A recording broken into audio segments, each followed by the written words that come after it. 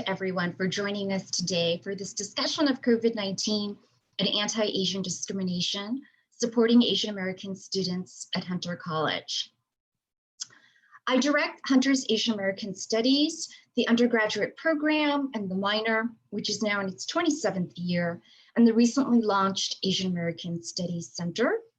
And today's event, which is being recorded, by the way, is sponsored by Hunter's Asian American Studies Center and the Hunter College Asian American, Native American, Pacific Islanders Serving Institutions Project, or HCAP for short, and joined by a terrific slate of students at Hunter and faculty and staff, whom I'll briefly introduce later on, as I just want to make a few remarks.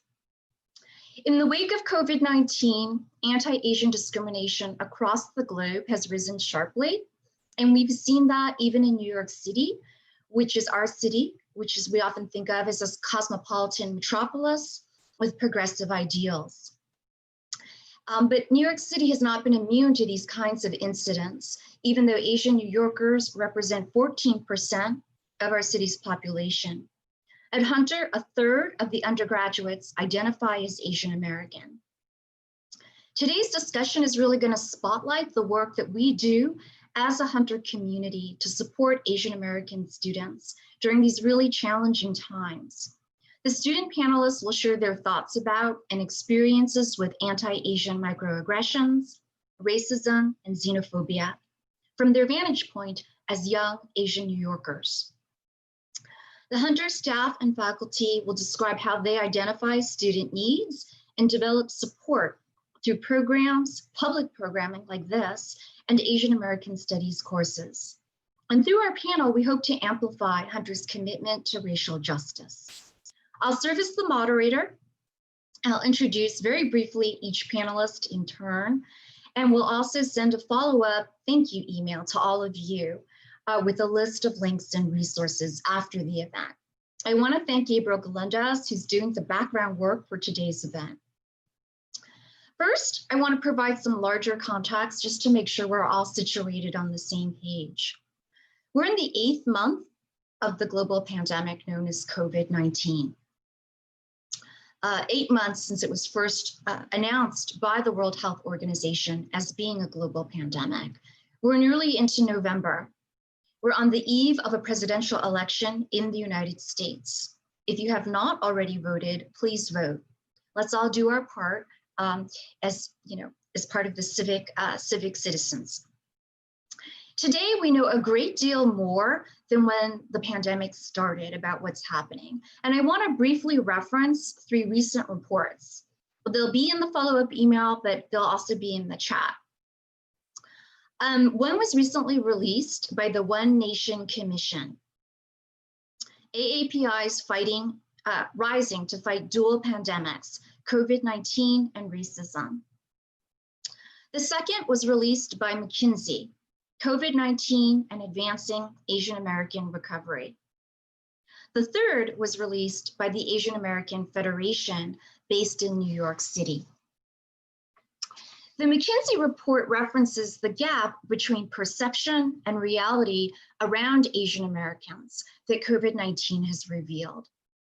So we might think in the United States that all Asians are well-to-do, but in fact, they are the nation's most economically bifurcated racial or ethnic group. This means there are big gaps in job success, educational attainment, and income. Asian American workers disproportionately hold high contact essential jobs.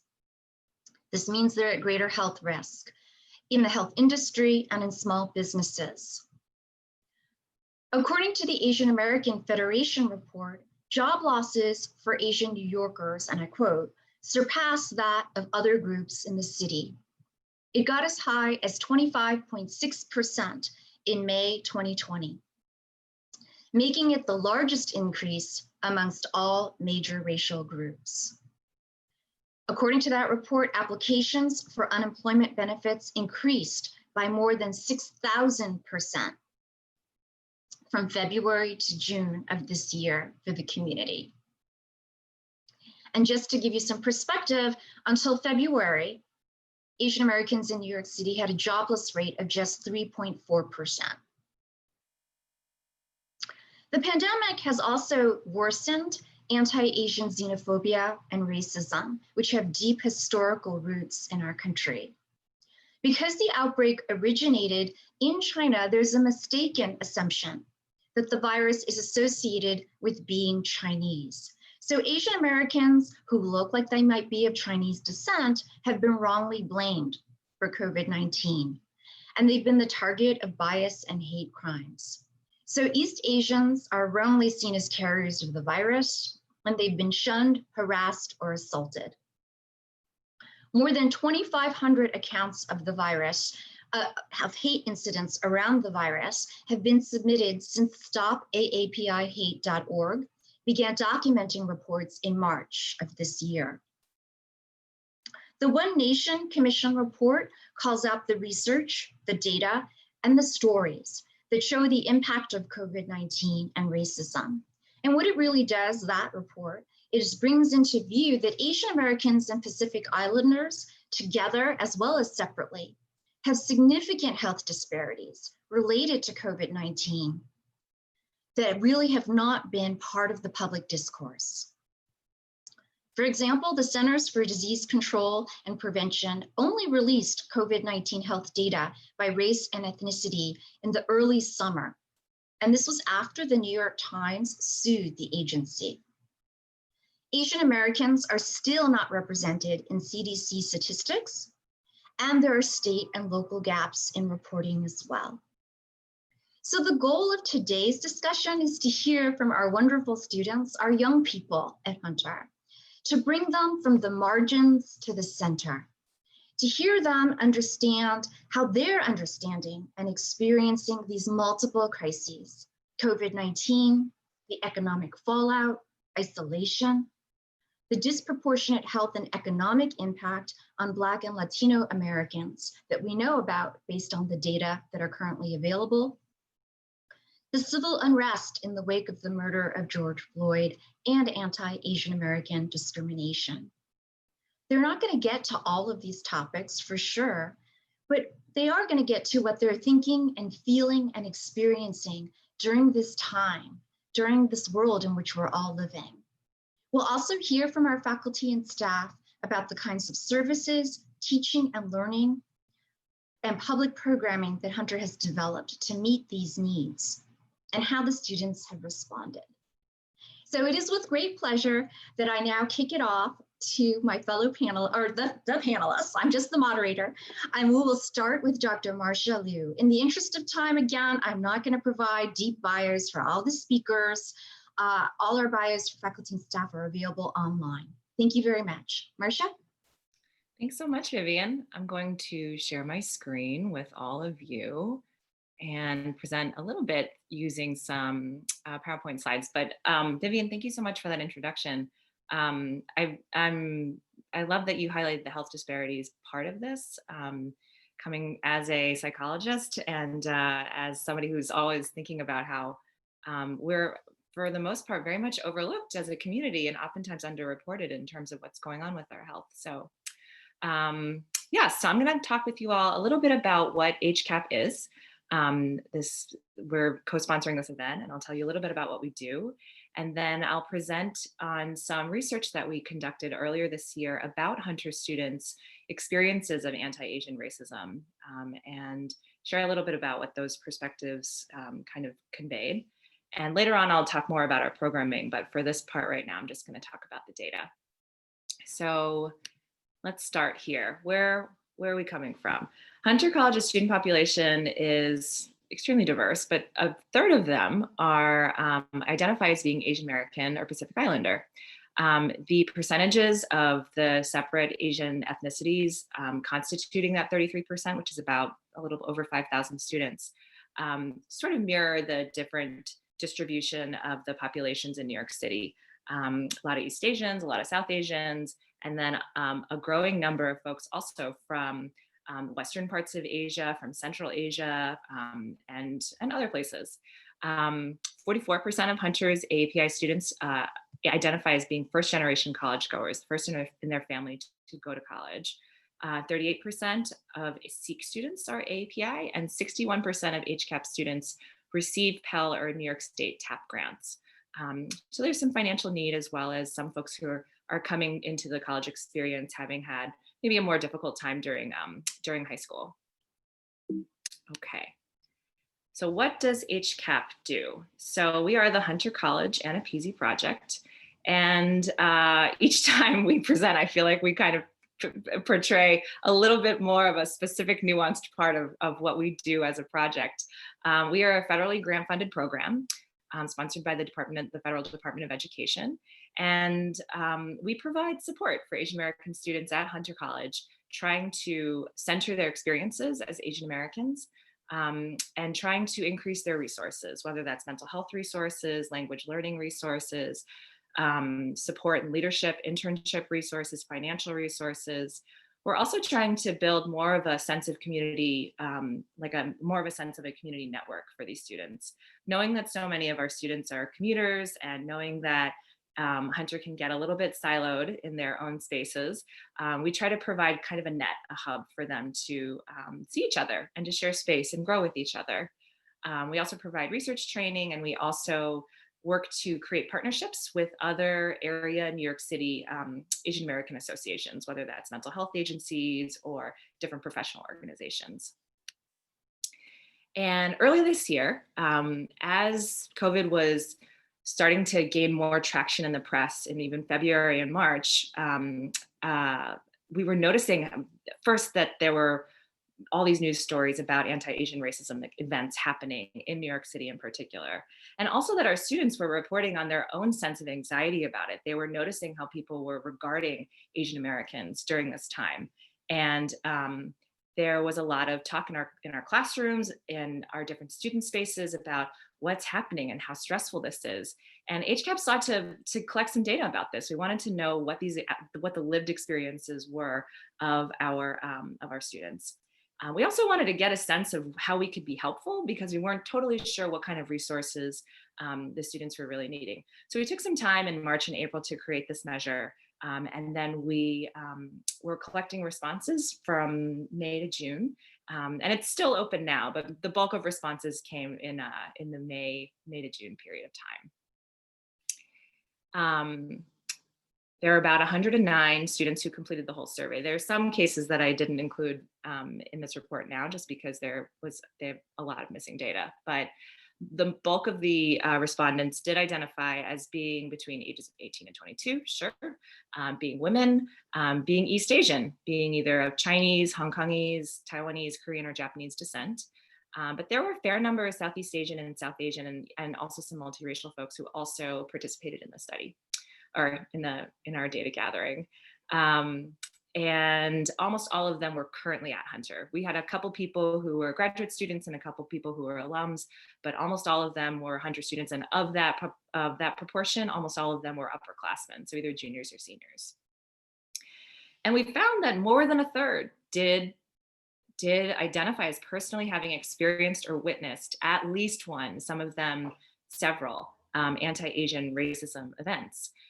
Many of them being microaggressions, so potentially somebody kind of moving away from them or making a comment about the virus to them. 12 of them saying that they were shunned or ignored or avoided. 6 people saying that they were coughed at or spat upon. 3 people either having experienced themselves or having witnessed a physical assault happen. And 19 people saying that, 19 events constituting some kind of verbal harassment. So there might be some overlap between the microaggressions and the verbal harassment. A lot of these events took place in public, 28% being on a public street, witnessing it or experiencing it there, and 41% on some kind of public transport. And thinking about this in terms of a mental health issue, almost all of the students had heard about some kind of anti-Asian racism event from the news, from their family, from friends, from social media. A good number of them felt hopeless because of these events occurring, just feeling like very concerned. More than 50% being worried that they were going to be the target. And interestingly, 82.5%, not worrying that they would be the target, but worried for their family and friends that they might be the target, which is interesting, thinking about just sort of maybe some collectivistic ways that we're thinking about who to care for. 61.4% not being sure what to do, including whether they should respond or how they should respond if they were to be the target of an anti-Asian racism event. So it just could be a comment, or it could be somebody physically aggressing on them. Either way, you can see how like these events are traumatic, not just because they've occurred to certain people, but for the bulk of almost the entire population, they're thinking about this and it's living with them somewhere. They're thinking about, how am I going to protect myself? Or I'm nervous about the safety of either myself or other people out there, regardless of whether they themselves had been a target or even had witnessed being a target in the past. And this is what we know about vicarious trauma, that racial trauma, these types of racial events constitute as trauma.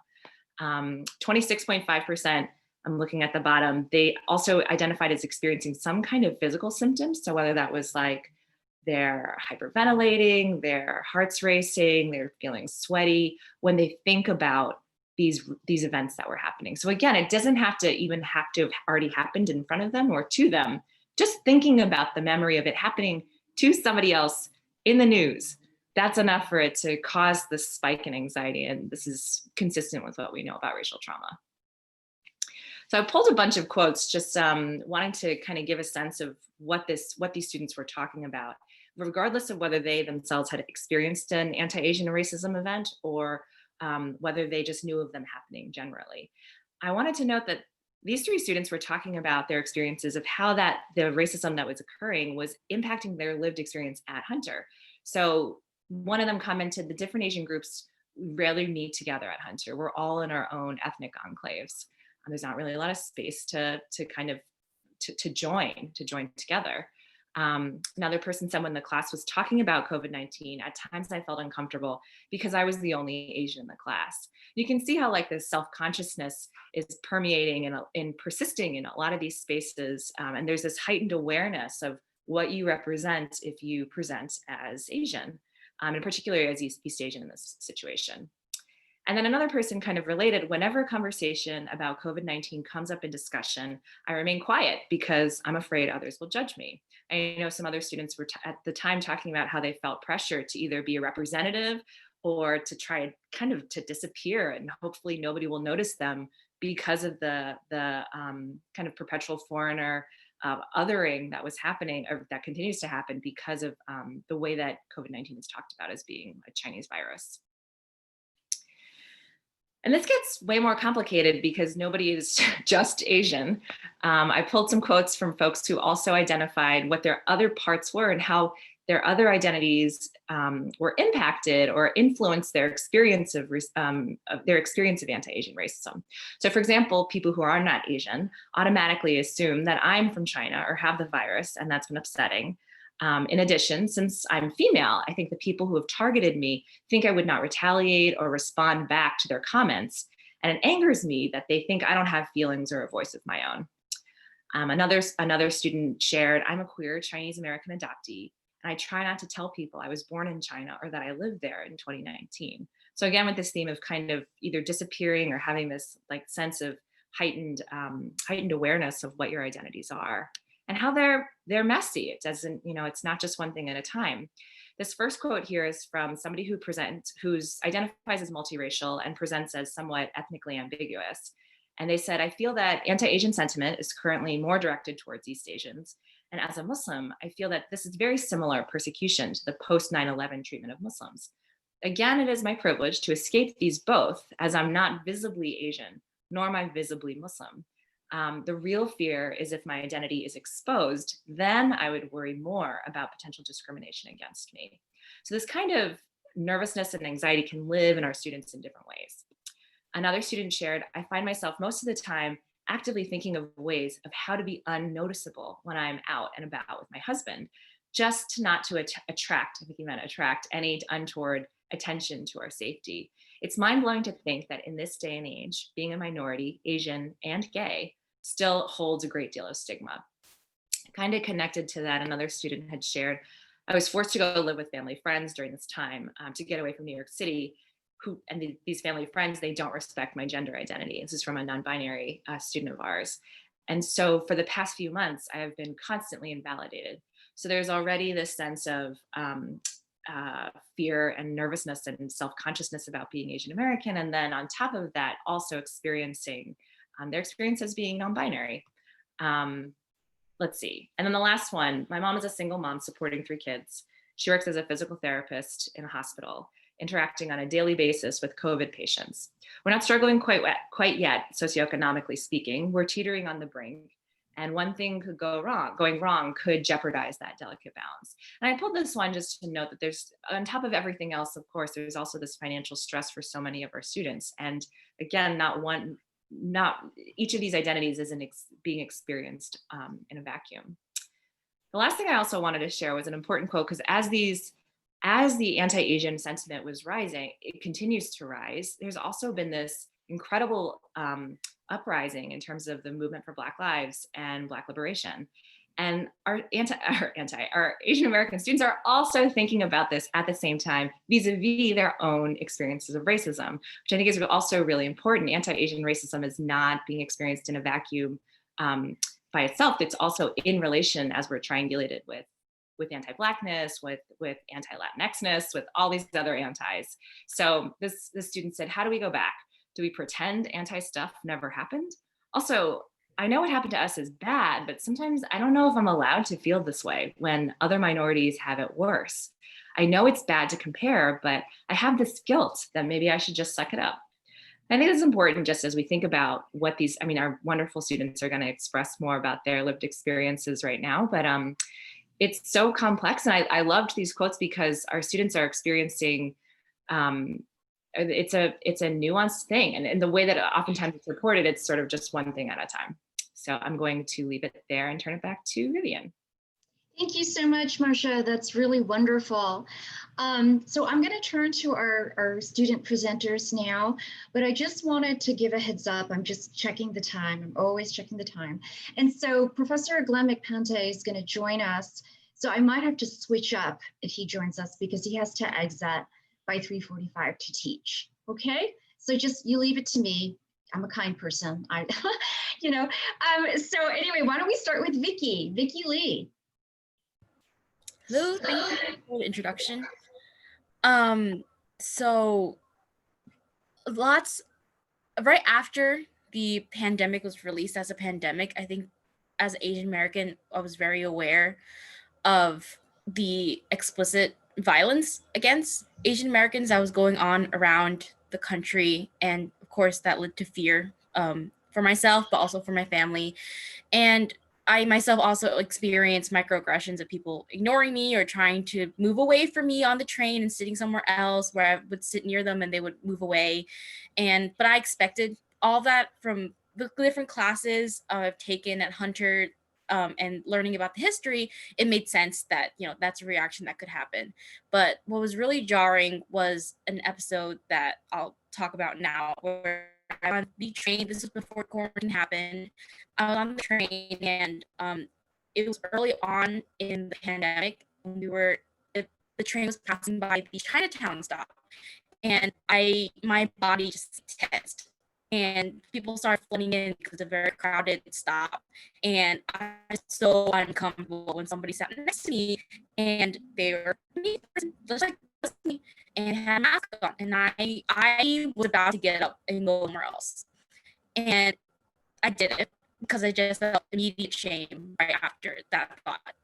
Because I thought about all that education, all that reading about racism and knowing myself that this is something that offended me. But because it's so ingrained, I had the immediate instinctive reaction to also act on this judgment to a fellow Chinese person. And I didn't voice any of this. It's very awkward to talk about as an Asian American, but later on, like a month later in family gathering, I had a cousin who told me, was just making offhand statement that, oh, we should just close the border and not let those Chinese people in again. And that I didn't know how to respond. It was just so, I knew that you can't say that. If I heard it now, I know how to say something back. But at that moment, I was like, let me just change the topic and say something else. Because this person has had like a history of saying kind of offensive things. But it was really clear to me that it was not only me, but also other Asian Americans who were participating in this anti-Asian discourse. And that really bothered me to the point where I conducted some research on social media, trying to see on Reddit, where mostly younger generations of people are. We, as younger people, we have like a reputation of being more woke, aware of what's going on in the social atmosphere, and being more attentive to each other. But in my results, I've really found that there was a huge chunk of young Asian Americans in the Asian American subreddit who are also participating in this discourse to propagate anti-Asian sentiments and in regards to COVID-19.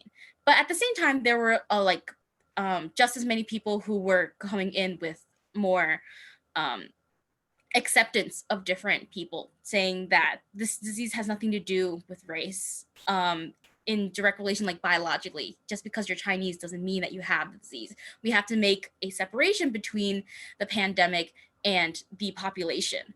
But I think the most important part of my findings during that time and through my own experience was that as an Asian American, I experienced so much racism, and I felt fear because of racism. And at that exact same time, I was also reproducing that racism to other people who looked exactly the same way as me. There was like a social difference between an Asian American and someone who came from China, and that American identity and the different ways that the media has been calling the pandemic influenced the way I and lots of other young Asian Americans have been thinking about the pandemic. Thank you so much, Vicky. That was just awesome. So appreciate hearing your thoughts. Okay, so next we are going to turn to Cristina Valeros. And then after Cristina, I'm going to hand it over to Professor McPante, if that's all right, Aditi and Kalyani, just so that he has some time before he has to go teach another great class for us. Okay? Hi, everyone. I'm Christina. So I'm Filipino American, and I grew up in Bayside, Queens, which has become a little bit more diverse now, but at the time of growing up during my childhood, it was a predominantly white suburb. And so I think against this kind of like suffocating backdrop of whiteness, there were so many instances in which I was made to feel alienated, and I was made to feel very cognizant of my being Filipino American. But I think on the other hand, even though there was definitely like this pressure to embody whiteness, I think that it was also kind of hard for me to really relate to this idea of being Asian American. Just thinking about how, like, for me at the time, like my understanding of the term Asian American was largely from like the lens of like the East Asian perspective. And so, like I think back to like one of my first internship experiences where I was being like physically like introduced to someone who I had met online. And she was like, I took a look at your last name and I thought you were going to be Hispanic. And I think for me, like that was just like one moment where I was like, okay, I feel like there is like a distinct experience when it comes to being Filipino American as opposed to, for example, being East Asian American. And so it was really weird for me around April, around the time when we weren't yet quarantined, but people were aware that COVID was spreading in New York City, where I was getting food from a dig-in. And I was like sitting down and I like had my food and I was like about to finish. And I noticed that there was this man who had, he like got off of the line. He like had his food. He was kind of like scoping out the place to see like a place to sit. And it was pretty crowded. And I'm pretty sure like I was like one of the only people who was like about to finish. And I was like, okay, naturally, like this man is going to like walk to my table like as I leave. And while the memory of these incident is like pretty hazy, what I do remember is that like either like when I got up, like he just didn't go to my table at all, and he just waited for like someone else to finish and leave from their table, or he had just left the building. But in either way, like I felt like it was moments like these that really characterized my experience with like anti-Asian racism, anti-Asian discrimination, where like I've been fortunate enough to not have experienced any explicit acts of violence, but I have experienced these kind of hard to characterize moments of anticipation, of uncertainty, of confusion, that have really just left me with like a hyper awareness of how others view me. And so I think like in reflecting on this, something that I've been thinking a lot about is like conditionality, and like this idea that when we talk about belonging for Asian Americans, there's this kind of precarity, and there's this kind of uncertainty and insecurity of belonging when we think about like how we're racialized in the US. And I think a lot about like this one quote that like Andrew Yang wrote in like this Washington Post op-ed that he had written, I think in April, where he talks about how like, you know, Asian Americans are not the virus, we can be part of the cure. And his suggestion is for us to, I think, like embrace our Americanness. And he specifically uses the words like wear red, white, and blue. And I think for me, like one large takeaway that I've come out of this is this idea that like, you know, you can wear like red, white, and blue. You can like try and embrace your Americanness. You can like try to play all of your cards right in this really broken system. And then, you know, you find yourself in like a global pandemic, and you see how easily it is for Asian Americans to really slip back into being perceived as perpetual foreigners. Thank you so much, Christina. That was also just really wonderful. And I appreciate your sharing your thoughts along with Vicki and Dr. Liu. So I'm going to bring Professor Glenn McPente in, because as I said, he has to go and teach. He's actually between teaching. He's the co-founder, longtime executive director, recently stepped off, counsel for the National Queer Asian Pacific Islander Alliance, a civil rights attorney, noted community leader. Thank you so much, Glenn. Hi, how are you? So I was asked today to talk about the classes that I teach 3 classes at Hunter College. Actually, I teach 5 at different institutions. But at Hunter, the best institution, I teach Asian American Civil Rights and the Law. It's an upper division class, Asian American Queerness, or overview of LGBTQ Asian American issues, and Intro to Asian Studies, otherwise known as Asians in the US. In each of my classes, I incorporate a fieldwork component, a required opportunity and time for the students to volunteer with a community-based organization, usually of their choosing. Sometimes we do it all together. Sometimes we do different pieces. I do have an alternative to the volunteer experience. They do 6 hours volunteering with a community-based organization. If students are not able to do that, they can write a paper or do a class presentation. And I require that for all of my students because it really makes the learning, the discussions that we have in class come to life for them.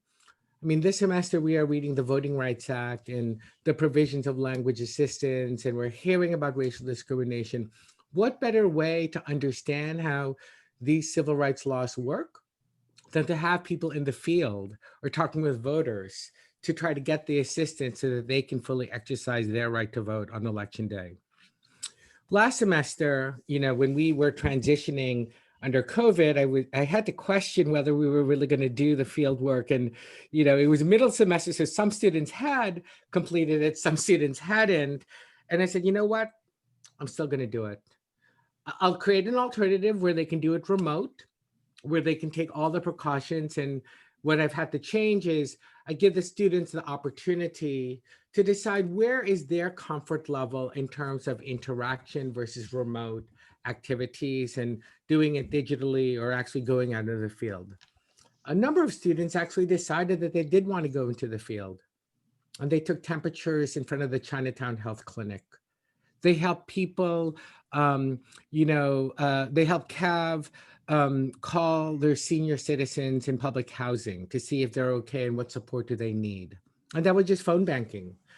that students were able to come together and give back to the community in which they live in. One person actually raised money from the Bangladeshi community, over $10,000, to support the Bangladeshi community, to buy groceries and to try to find some support. And, you know, I thought this was just good community service. It's, you know, Bill Clinton talked about the need for community service and why he was the former president, for those of you who don't remember.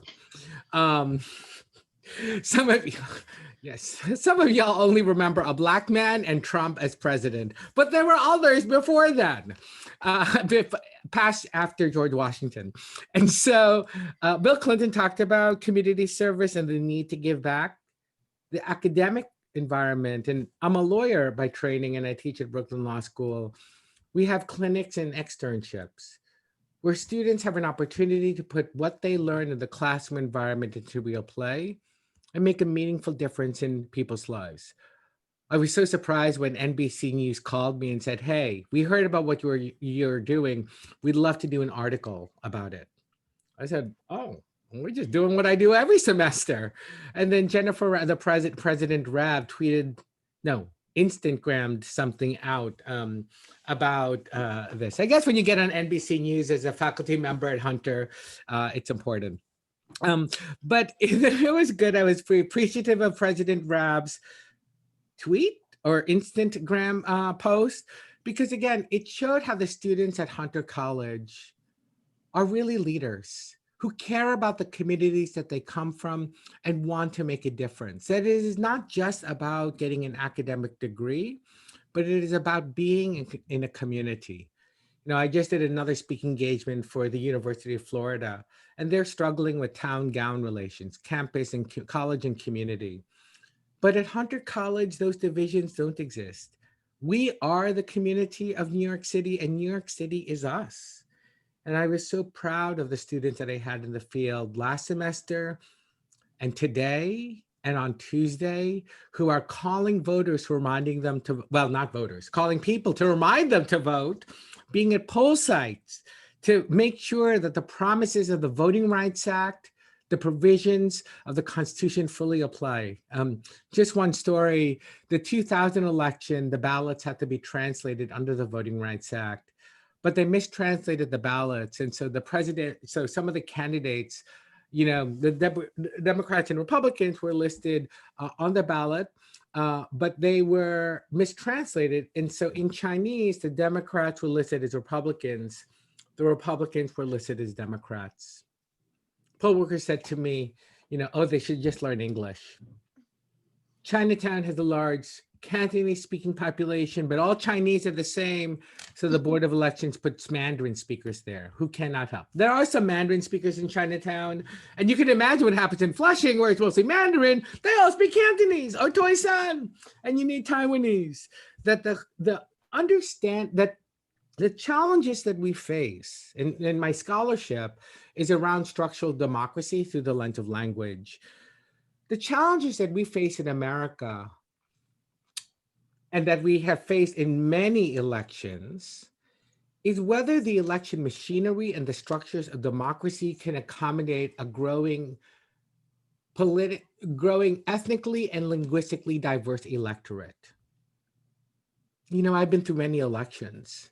These candidates, they come and they go. There will be winners and there will be losers, but it is a community that will continue to be there and whose voices must be heard on election day. And that is the constituency that I represent as a lawyer. That is a constituency that my students, through all my classes, some of you are here, hi, don't forget to do your hours, are giving back to make sure that what we learn in class come to full life. And when Asian American students are in the field, I mean, they see it in COVID, but when they see how they are lucky, how they have an opportunity to make a difference and can use their unique skills in the service of the community, it makes everything come to life. The last point that I just wanted to share is that, you know, I also teach Introduction to Asian American Studies at Columbia University. I teach that in the spring. And I have seen the students at Columbia, they work just as hard. It's the same syllabus. They work just as hard where the students at Hunter work just as hard as the students at Columbia. But Columbia, they teach you and they push you to do internships, to get out of the academy, to build your network, to learn how to be strong and to represent yourself so that you can get your.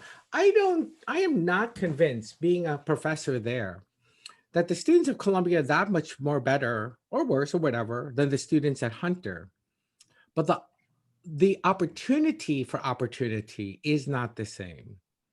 And unfortunately, at a public institution, and I'm a product of SUNY as well, we have to work harder. We have to build our network. We have to see who's out there.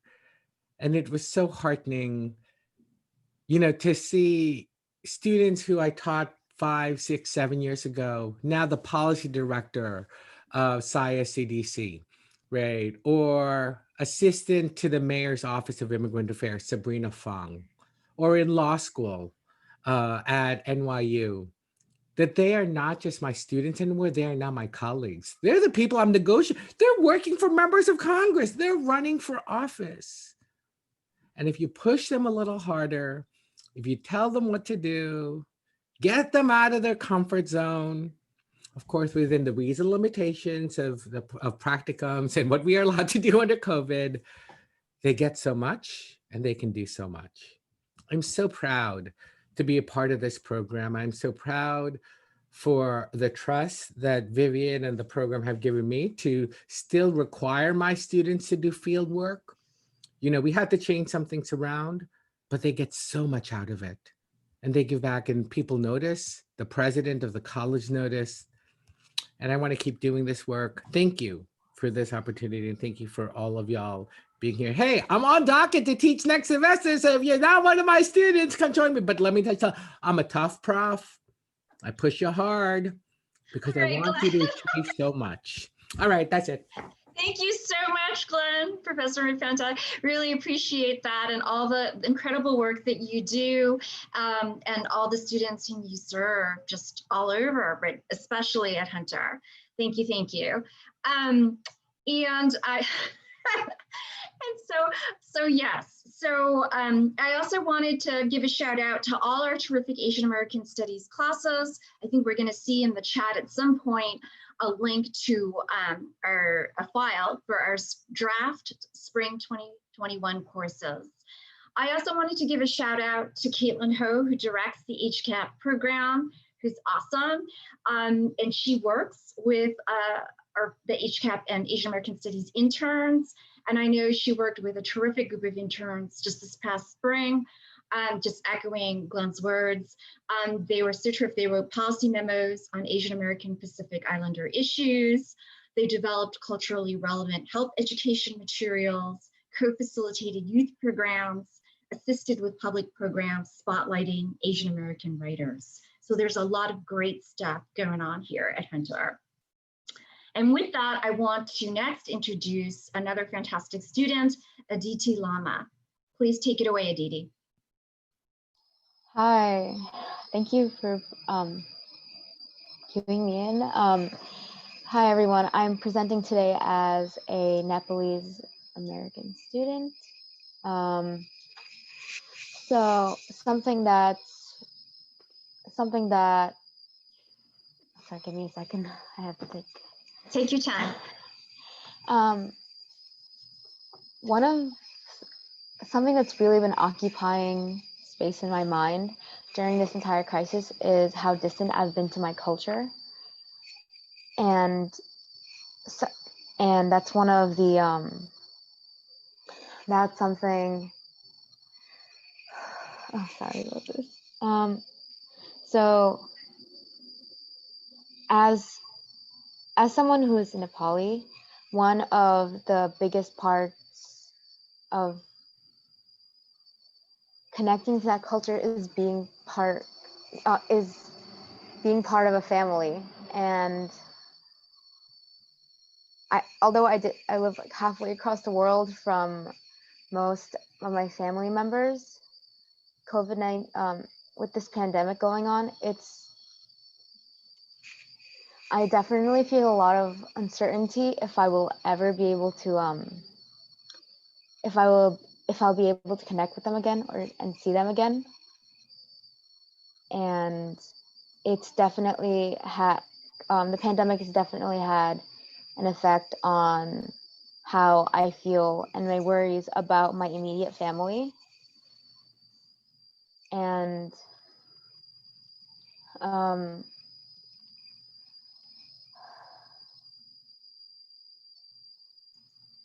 I guess one of the biggest, I guess one of the most recent examples or the most recent anecdotes of, I guess the feeling of drifting away from your culture is we recently had one of our bigger holidays, and this year we didn't get to celebrate because of the pandemic. And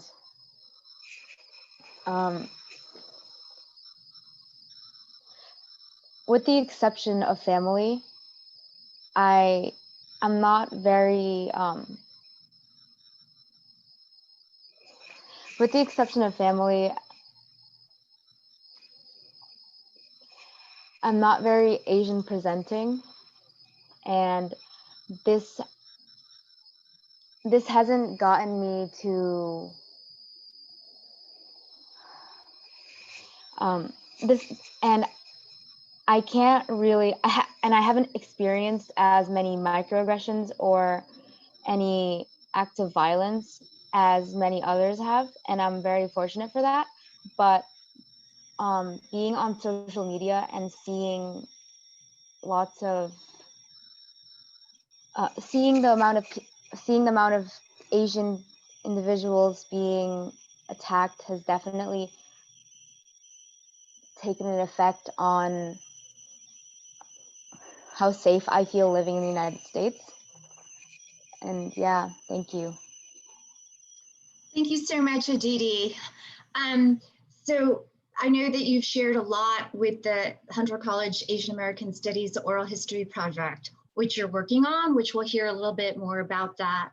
And so I was wondering if you could just say a little bit about, because you talked about the separation that you feel not looking Asian presenting or Asian American presenting. And I think that's just so important because it's such a diverse population. We all know that. And yeah, we're all seeing a lot of thank yous to you in the chat, as we should. But I wanted you said for that project that you felt you came here at the age of 6 from Nepal. And sometimes you feel you're not Nepalese enough or you're not American enough. Would you want to say a little bit about that, about what it's like to be at that juncture between two cultures? Yeah, of course. So one of the reasons why I wanted to talk about not feeling distant from my culture is that for most of my life living here, I didn't really identify as a Nepalese American. Rather, I just felt American because I wasn't very close to my culture. Throughout the span of time that I've lived here, I haven't once gone back to Nepal, and that does feel very isolating. And it's only been recently with, I guess, a lot of conversations with my parents and conversations with my family that I started feeling Nepalese again. And it really, give me a second, I just have to backtrack.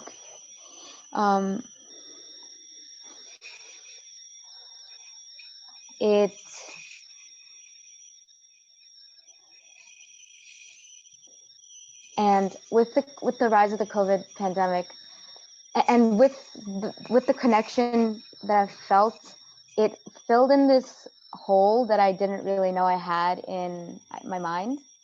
And with the rise of COVID-19, that's something that I've been more cognizant of what's kind of been taken away from my identity. Yeah.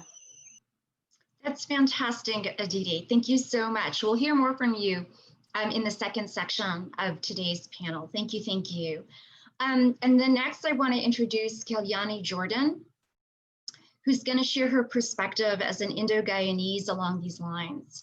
Kalyani, I hope it's okay that I say this. She's descended from indentured servants who migrated from India to Guyana several generations ago. And so, Kalyani. Hi, thank you everyone for being here. And like Professor Vivian Louise said, I am Indo-Guyanese or Indo-Caribbean, or someone who came from the West Indies. And I think it's important to establish, I guess, my identity, because maybe a lot of people are not aware of where my country is or what this ethnicity is, basically. So I am Indo-Guyanese or Indo-Caribbean. That's my background. And I'm from Guyana specifically. And for most of my life, I've identified with my ethnicity being Guyanese. And recently I've been understanding that this is like a part of the South Asian community and fits larger into the Asian American community as well. And like she mentioned, my ancestors were indentured servants from India who were basically they I guess migrated to a new land for better opportunities and more pay. And over time, this culture, like this group there, had like evolved into something more distinct. So I do have my roots in India, but the culture that's in Guyana is very distinct. And I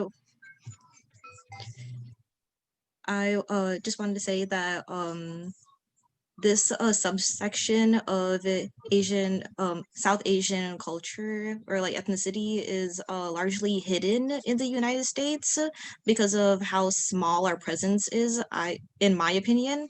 And there's like a general unawareness of where this country is, or like what is a Guyanese person, you know, like what is their ethnicity.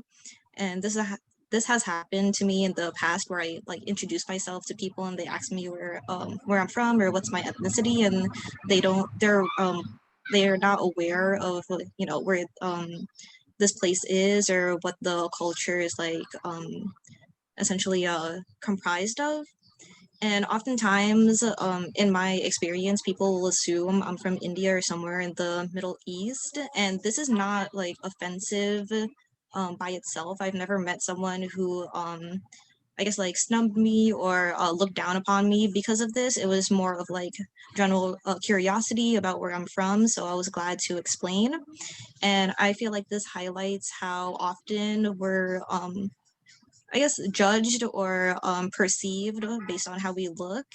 And I know for other ethnicities or even like ethnicities within the Asian American community, they're subject to stereotypes and negative assumptions.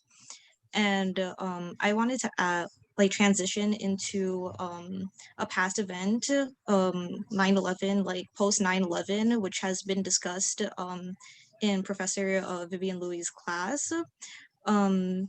This was like a time where a lot of racial profiling was going on because of an event that was out of like this ethnicity's control. It was a very separate event that no one saw coming, but it resulted in a lot of people being blamed, you know, a lot of South Asians, Arabs, and people who practice the Muslim faith. They were subjected to violence. They didn't feel safe. They couldn't wear their religious like clothing, and there were a lot of violent attacks, especially with South Asian taxi drivers in New York City. And I wanted to connect this with what is happening now with the pandemic, because I know this is also an event that is out of our control, and it just happened to start in one area in China, and this resulted in one ethnic group or people who even look like East Asian will be identified as Chinese being blamed, and they are also subjected to discrimination, racism, even assault. I know previously it was mentioned that people have been like coughed on or spit on. That's like that's assault, and it's very tragic that it's happening. And we kind of see how these two events share like similarities.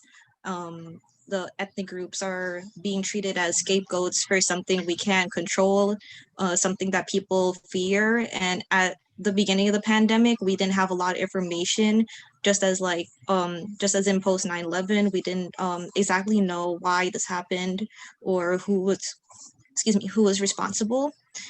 And I also wanted to add that I remember from class how Chinese people, when they came to the United States looking for better opportunities, they were essentially given this negative stereotype about carrying diseases. And this was done solely for people to have that job security, because at this time they were working on the railroad. And it just goes to show how this stereotype was perpetuated like throughout history and kind of reemerges now because of the pandemic. It just it seems to like solidify this really negative stereotype that, oh, they are dirty, they do carry diseases, look what's happening. And this is also perpetuated in the media by people referring to the pandemic as the Wuhan virus or the Chinese virus, or other similar names. And for me, I personally have not experienced discrimination or racism throughout my life. I believe nothing as traumatic or like memorable. And even when people assume that I'm Indian or from the Middle East, it's not something that's meant to like hurt me or like threaten my personality or my ethnicity. I even remember there was this one time I was crossing the street, and one of the what do you call it, like the traffic control person, like that helps you across the road, they inquired whether I was like Indian or or Bangladesh, and I said no, I'm from Guyana.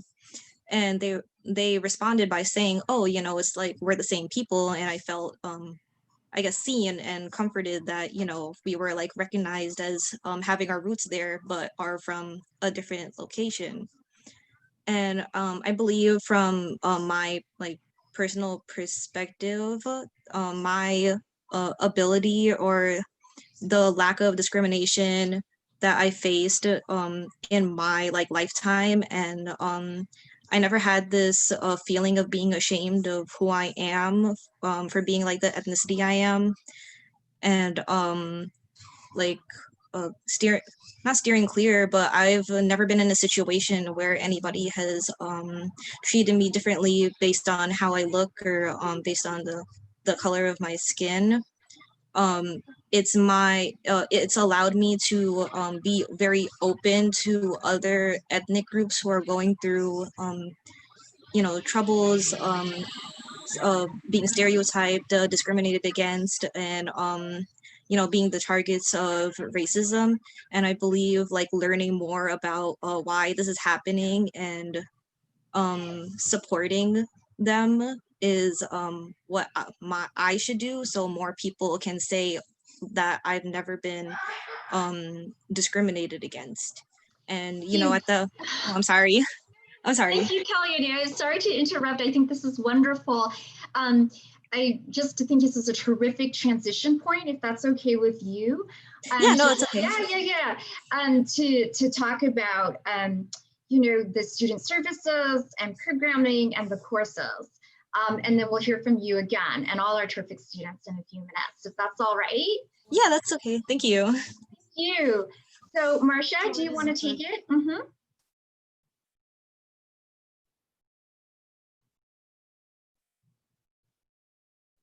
Sorry, I was muted. I cannot believe at this day and age, I haven't I've forgotten about muting. Okay. Okay, so I'm going to share with you a little bit more about just really quickly, some services that we have been doing with HCAP to support these students. Let's see.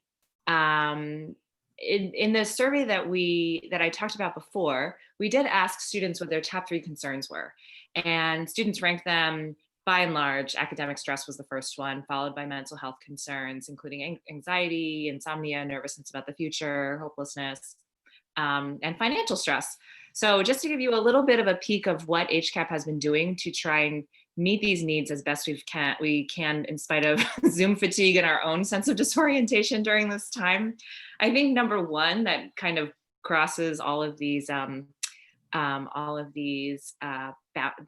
these interventions that I'm going to talk about is that acknowledging this moment as extraordinary and acknowledging this moment as legitimately stressful, terrifying, anxiety provoking, especially for Asian Americans in this moment, seems to have been absolutely the number one most effective kind of intervention for our students, because this is oftentimes an overlooked or kind of marginalized issue.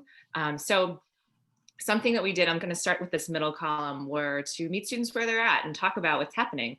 We created some videos focusing on self-care. We named anti-Asian stress as a mental health stressor. We put these videos on our website as well as on our social media accounts, and distributed them through our HCAP networks with other faculty and staff.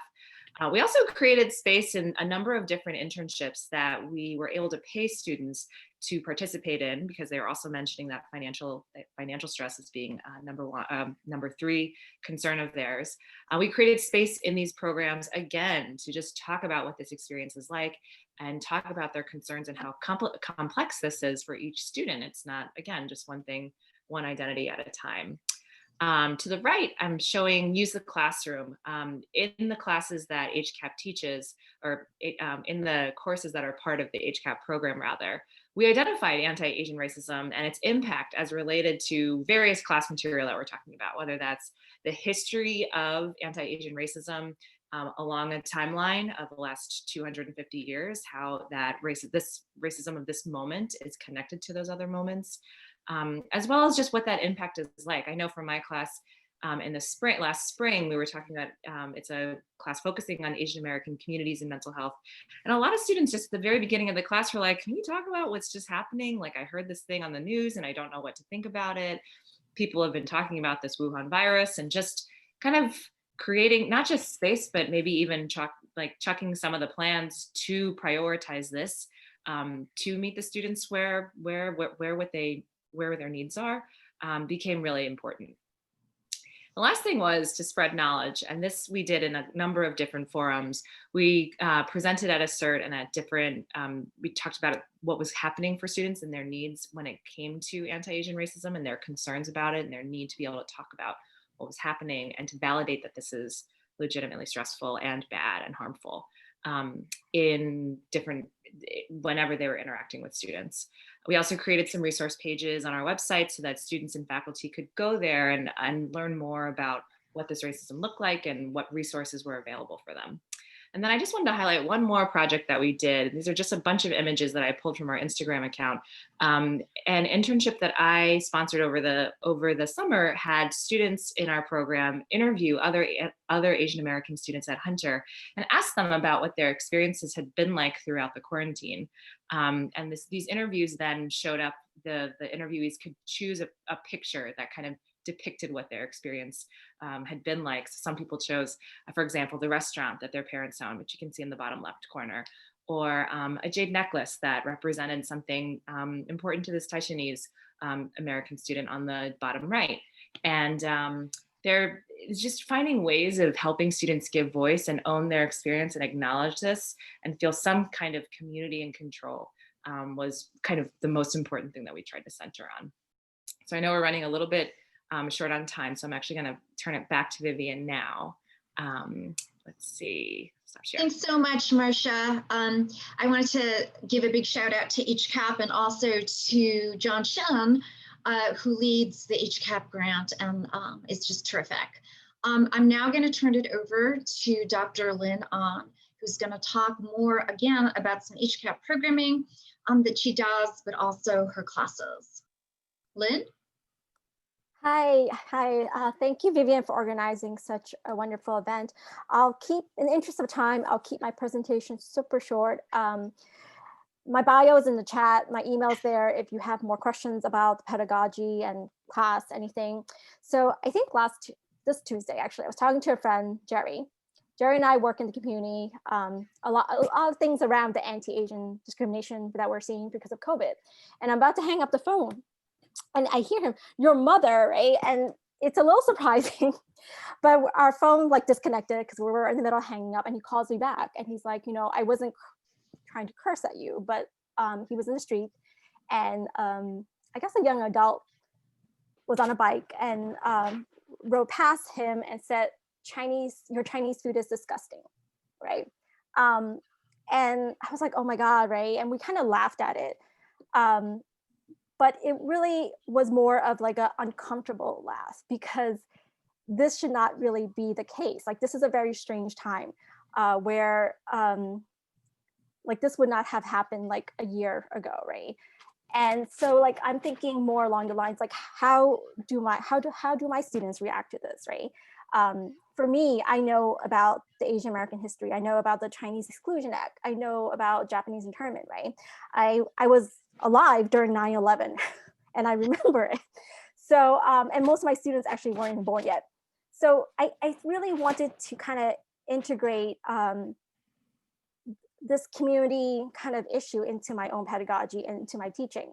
So I'm just going to share my slides really quickly. Okay, so how do we incorporate Asian American studies into our support for students? Okay. So one thing is that I teach an Asian 210 class, which is pretty much like an intro class. And right when COVID happened, I switched one of the group projects. The project became something about writing a proposal that for an exhibit, an online exhibit that shows the history of racializing Asian bodies in the US, right? As diseased and contaminated. So like, this is like one of the cartoons that political cartoons back then. I think it's from Thomas Nash, but you know, it goes back to the idea of like a double wage, right? Like oftentimes Asian immigrants were used for their cheap labor, but then that caused a lot of antagonistic feelings with white laborers, right? And there was always a push to like keep them from coming. So the proposal allowed me to meet the pathway learning goals for Hunter. So it's a GE requirement, so there are certain goals. But more importantly, it let me have students understand this enduring pattern of racism and xenophobia, right? So really looking back to help us look forward. So I recently asked the students, what have you learned so far in doing this research around anti-Asian racism, historically and also in current events? So one thing that students were able to really pick up on is the conditional acceptance of Asian Americans. They are seen as acceptable until there's a shortage of labor, until there's an outbreak of disease, right? Then it becomes to surface that like they are less than, racially inferior. So these are actually quotes from students that put the answer to the question. There's also the sense that drawing similarities between Chinese Exclusion Act and what President Trump has been doing in terms of trying to limit and block Chinese nationals from coming to the US through visas, right? And then like the newspaper clippings in the past associating hookworms to Asian immigrants and phrases like Oriental disease. And that kind of goes back to Wuhan virus, Chinese virus. Okay. Here, this is actually Aditi's comment. So this is a political cartoon where essentially it's throwing down the ladder by which they rose. So these are on the top are the, I guess, white laborers who had immigrated from Europe. So once they're working up there, they threw this ladder off because they don't want Chinese immigrants coming in anymore. And so Aditi drew this connection to the sentiment of building a wall to prevent Latin Americans from coming, right? Because they're unwanted, they're like pests in the same way that the Chinese portrayed here are. So, and one thing the students were really able to pick up on is that racism isn't just this kind of interpersonal one-off thing. It's actually structural, right? There are policies, there are laws that are racist. And to really think about like who really matters when certain laws are being made or certain policies, right? Okay. And so the second thing that I also did is that through HCAP, I have a mentoring program. And so when this anti-Asian discrimination happened, and then with George Floyd, there was a lot of confusion, you know, for the students. And I think maybe Aditi and Christina could talk more about it because they were working through this project. So a lot about like where they are, their identity as Asian Americans, and what is their relationship to other communities of colors, right? And this kind of racial politics. So it's using art to process these feelings. So the idea is that they start with an unmodified portrait, and then there's a theme. So they work on each theme where they kind of create an exhibit, or like, I think it's hard to explain, but maybe I have more examples later, right? So each theme is tied to a question of like identity, or you know, what they're learning about themselves. And the final theme is action. So theme 1, identity. I really like this one. This is from one of the students, April Chong, and she talks about growing up, how like her last name Chong, she really hated it because it was like the second half of Ching Chong. So people would always make fun of her, Ching Chong, Chongdi Chong, right? And then at some point, she finally came to understand that she needs to take ownership back at her name, right? So on the outside, it's yellow, and it's all the things that people associate with her, right? But like kimchi, or like North Korean, or quiet, right? But inside the silhouette, we also see her name, but then we also see what she values, how she sees herself. So Korean American, Queens, New York City, right? Okay. Here is another theme around identity. And the student, she's also Filipino American. And here she talks about microaggression, like asking, what am I? Or, you know, so not only from other races, but even within well-meaning fellow Asians asking her like, what are you, right? So on the outside, are you Mexican? Are you Thai? Are you, you know? And the reason these things are inside the silhouette is that these are the things that represent her as a queer Filipina. So mangoes, sky flakes, crackers, but also the queer colors here on the top, right? And here's Aditi again. So there's theme 3 is about what have you been learning. So like she talks about having this space, doing this project as a platform to feel safe enough to communicate and talk about things. So here, that's why she has a little like a mouth here, and like finding her voice, right? Having a safe space to practice speaking and feeling safe enough to find her voice and speaking out against anti-Asian sentiments, and how it really helped her think more about Asian American history. And she's currently taking an Asian American Studies class. The last one is action. So this student talks about not educating his family, but having dialogue, right? So when it first all happened, a lot of Asian students felt like, oh, I need to talk to my parents. I need to talk to my parents. What I liked about this piece was that it didn't start with, I know what I'm talking about, I'm gonna educate you, but more along the lines of like, let's have this dialogue. I know where you're coming from and I'm gonna meet you there, okay? And the last thing, I'm gonna stop sharing screen now. I'm gonna have one of the students kind of share a clip of their interviews, and Vivian could talk more about the oral history project, but let's see.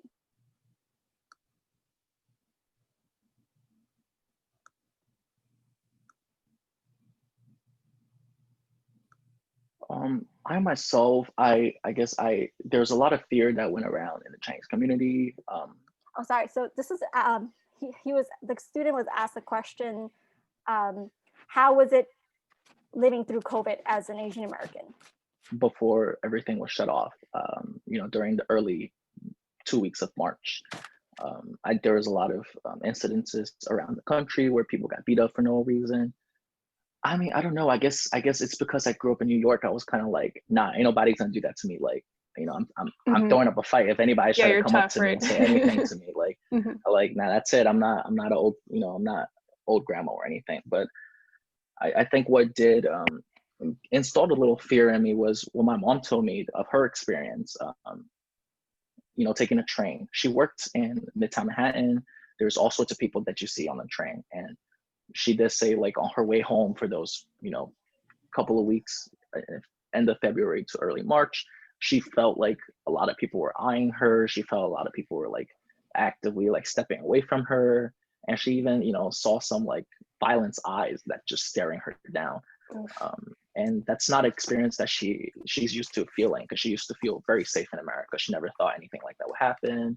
It's a very peaceful society, and that's kind of like what I felt fear. I fear for my family's well-being, because I know they wouldn't stand up for themselves physically that way, and that was kind of my fear, that my family members will get hurt through people kind of just racist people that had racist biases towards this disease.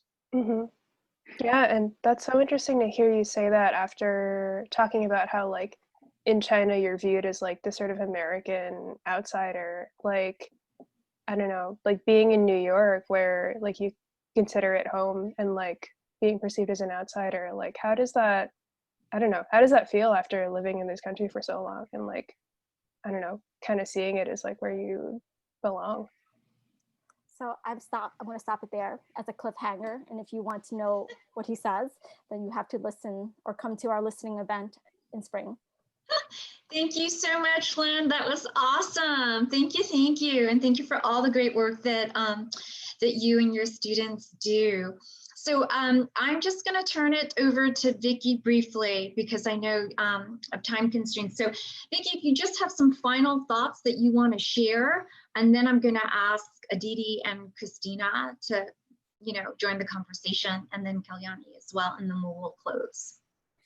So on the point of classes and how they helped me, I took the mental health and Asian communities class with Professor Liu, and that was very much during the time where we were just transitioning into virtual.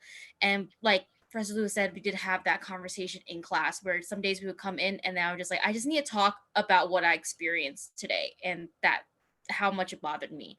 And what I think the most important thing that I took away from that was how to handle my mental health during these times where speaking to someone became really important to me, especially after quarantine started, where I just couldn't see anyone that was outside my house. I made it a point to make sure I'm having some type of human interaction with friends, with people, and making that space for myself to be able to talk about how I'm feeling, and then how the quarantine might be affecting me. So the different ways the class created those spaces for students to just come in and talk about like their mental health, which is something that's really taboo in Asian culture, and I can't talk about with my family. I bring it to class and I bring it to friends, and we'll be able to get through it like together, and that really helped with my mental health during these times. Thanks so much, Vicki. I think we all need a lot of supports for one another during such an incredibly difficult time. Thank you for everything. I also now would like to turn it to Aditi and Christina. If one of you would like to share your thoughts about the classes, the community mentoring project, the Hunter College Asian American Studies Oral History Project, which looks at the decades leading up to the founding of Asian American Studies at Hunter in 1993.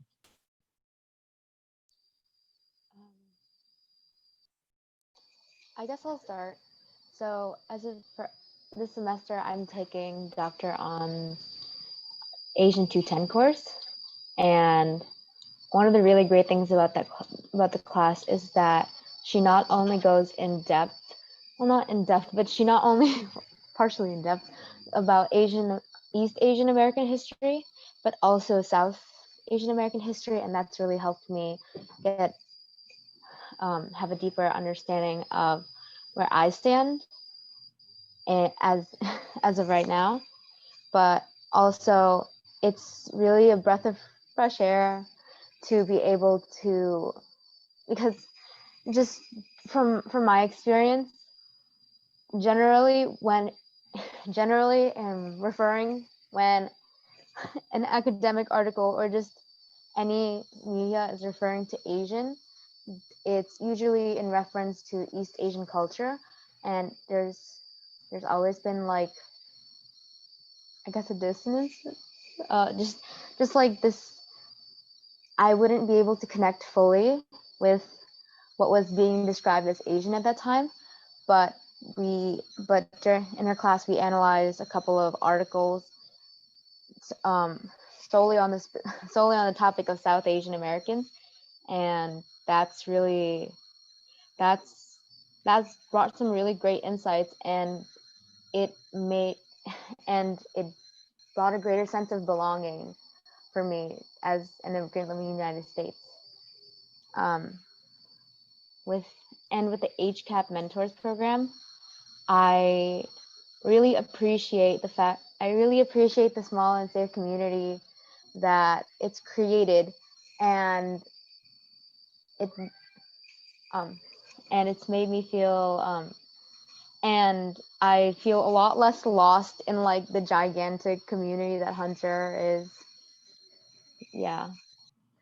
That's awesome, Aditi. Thank you so much. And I think for sure we can all understand what you're saying about that large Hunter community, although now we're experiencing that large Hunter community through our apartments, through our small homes. I don't know about you all, but my home's kind of small. Okay, thank you so much. Christina? Sure. So I just definitely wanted to echo this idea of classes and of community and of being able to like share this kind of commonality with other students. I think so. I took Dr. An's class, Asian 210, about a year ago, but since then I've been part of the HCAP community mentoring program, along with Aditi and some other wonderful folks. And I don't know, like I think for me, like what I'm really most grateful for is like the ability to have this kind of space where you can really grapple with like really hard questions about identity, about our place in the US and you know, like what that looks like for other people who might not necessarily share like your same identity. And I was thinking about this quote on Marcia's presentation from the beginning of this event. I think it was the last ones where someone talked about like, you know, how should I feel when others have it worse than me? Like this idea of guilt that I think a lot of times like ends up being attached to like allyship and solidarity and activism. And I remember like, especially in May and June when we were having conversations about like, how are you supposed to grapple with like this increase, this uptick in anti-Asian American racism during a time in which there are so many crises that are converging on each other. You know, during a time when we have a public health crisis, like when we have the death of George Floyd, when we think about like the uptick in like Black Lives Matters protests, like how can we understand and reflect on our experiences, and should we at all, without like, you know, the potential of like taking up space. And so, you know, I think being able to have like, you know, that space over the summer to really just think about those questions has really been a highlight of my Hunter experience. Oh, thank you so much, Christina. So well said, as Aditi is well said as well. How many wells can I have in one sentence? But let me leave some closing thoughts to Kalyani, maybe a minute, Kalyani, and then we're going to have to wrap this up for all of us. Thank you, thank you. Hi, yes, thank you. I just wanted to say that taking Asian 210 with you, Professor Louie, it really opened my perspective up to the challenges that multiple like ethnic groups that fall under the Asian American community have faced throughout history.